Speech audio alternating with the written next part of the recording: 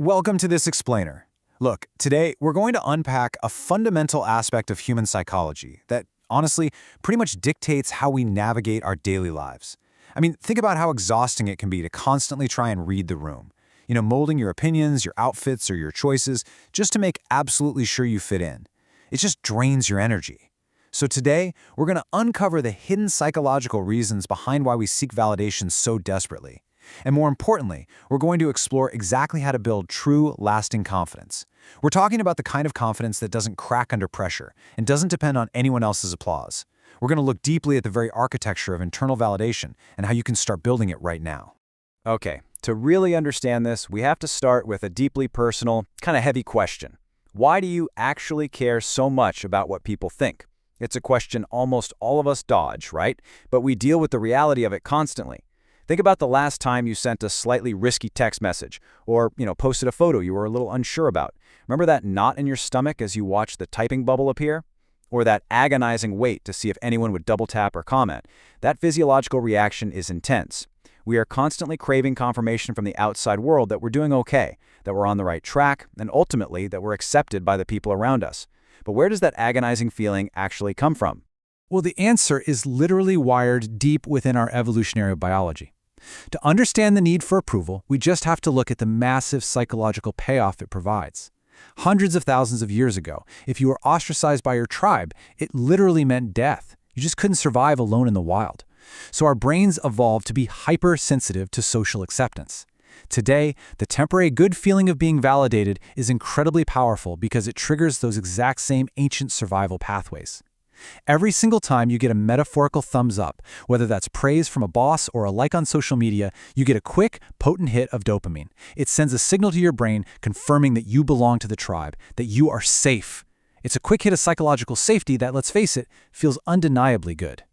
But here's where it gets dangerous. A massive problem arises when you begin to rely on this external approval as your primary source of self-esteem. When you do that, you are essentially handing over the remote control of your emotions and your entire self-image to other people. Think about how fragile that makes you. You could wake up feeling absolutely incredible about yourself, step out the door, and have your entire day totally derailed by one single passive-aggressive comment from a coworker, or even just an ignored text message. Your inherent value suddenly becomes dependent on the unpredictable and frankly, often irrational reactions of everyone around you, rather than a solid, unshakable foundation you've built for yourself.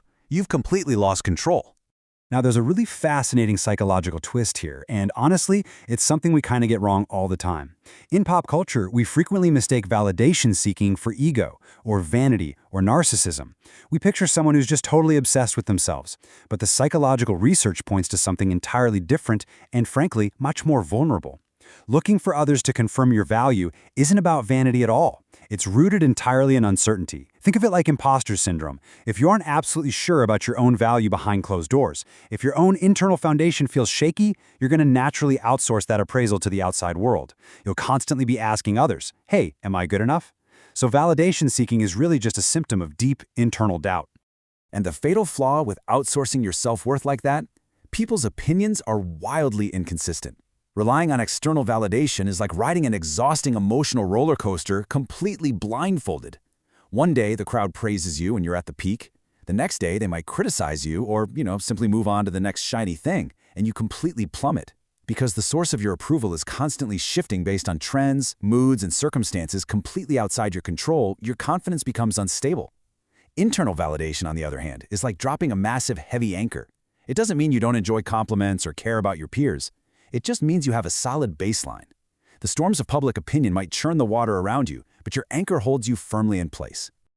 So, how do we actually build that anchor, right? Step 1. Keep small promises to yourself. Step 2. Stop oversharing for approval. Let's break that down. Transitioning from external dependence to unshakable internal strength requires actively rewiring your brain. And it really does start with those small promises. Look, confidence isn't magic. It's essentially just self-trust. When you set an alarm for 6 a.m. and you actually get out of bed instead of hitting snooze, or you tell yourself you're going to drink a glass of water before checking your phone, you are proving to your own brain that you're reliable. You're building hard evidence that you can trust yourself. And once that internal trust is established, you pair it with step 2, an outward behavioral change, where you actively stop oversharing every tiny detail of your life just to solicit a round of applause. Now, this requires a profound mindset shift, because not everything needs to be validated. You have to realize that a moment doesn't need to be validated by an audience to be real or meaningful. I actually want to pose a challenge to you right now. When was the last time you accomplished something great or had a brilliant thought and kept it entirely to yourself? We live in a culture that demands we broadcast every single detail, achievement, or milestone simply to get a reaction. But there is incredible, undeniable power in silent pride. When you hold things back and allow yourself to be proud of a personal win without needing a crowd to clap for it, you're actively strengthening your internal validation muscles. You're basically cultivating a private garden of achievements, proving that your own quiet approval is all you really need. Because the core philosophy here is this: you don't need everyone to agree with you to be valuable. Your inherent value is absolute. It simply does not require a public consensus. Let that really sink in for a moment. You do not need everyone to agree with you, to like the art you make, to validate your career choices, or even to understand your lifestyle for you to have profound worth. In fact, mathematically speaking, pleasing everyone is completely impossible. Chasing universal consensus just dilutes who you genuinely are. Your worth is a permanent baseline. It's an objective fact. It's not a fluctuating stock price that goes up and down based on a daily public vote. Actually, dropping the need for consensus is quite possibly one of the most liberating things you can ever do for your mental health. So, are you ready to stop seeking approval and start owning your worth? We're going to wrap up this explainer by turning the focus right back to you. Shifting the architecture of your mindset takes time, for sure, but it starts with a single decision. If you found value in this deep dive and you want to keep exploring the mechanisms of your mind with us, definitely make sure to hit subscribe. But before we go, I want to leave you with something to really chew on today. The very next time you instinctively reach for your phone to share an accomplishment, or maybe you hesitate to speak your mind because you're afraid of the reaction, just pause, and ask yourself, is my own quiet pride enough for me right now? And if it's not, why?